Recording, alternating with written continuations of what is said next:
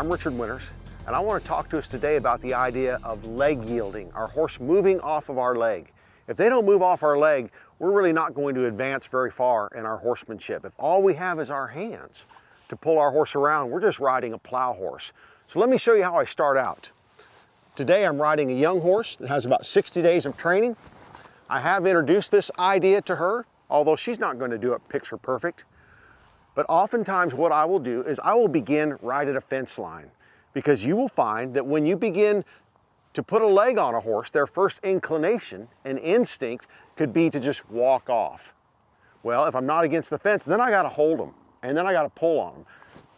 Being up against the fence, all I have to do is keep their head, neck, and shoulders straight. I'm riding with spurs today, and I almost always exclusively ride with spurs. And if you're comfortable, you know where your feet are at, and you're not inadvertently poking your horse when you don't want to, I would recommend them.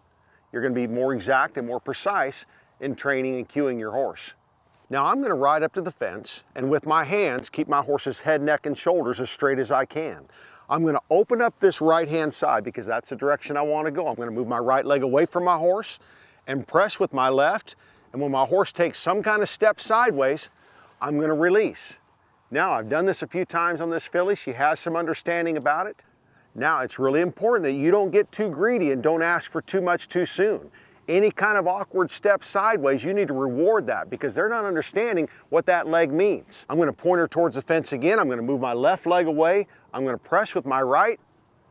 There, I get some kind of step and I'm going to release.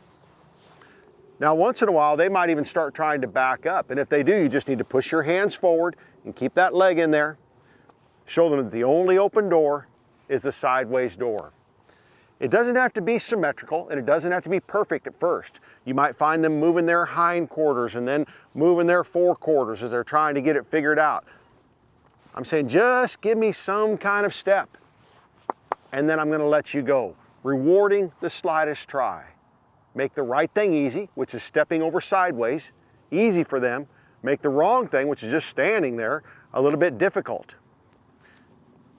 Now, I'm not taking my spur and just saying, get over, get over, get over.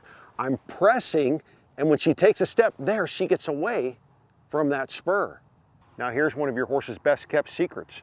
Many of you, when you go to put your spur on your horse, you bend your knee too much, and you just spur the back cinch. You need to be aware of where your spur is at. So I turn my toe out and press it down and push that spur right in the middle of my horse's belly. Press and release, press and release. So watch my left leg again. I'm going to keep his head, neck, and shoulders as straight as I can with my hands. I'm going to open up that right side and press my horse over and press over and then release and go to neutral. Let my horse stand and sit and think about it. And you'll oftentimes actually get an additional step there as she steps into that comfortable place. Now make sure you're not leaning in the direction you want to go. If I want to go to the left, I shouldn't be leaning to the left. I need to open up that left-hand side. And so I press with my right leg, get a step I can live with,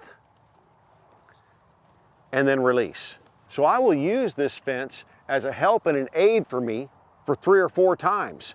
Another thing that it's doing for me, it's giving me a frame of reference, helping me understand how straight or not straight my horse is. Often we step our horses left and right and they just get to wallowing around and twisted around like a pretzel. We know now that we need to keep our horse perpendicular to this fence line.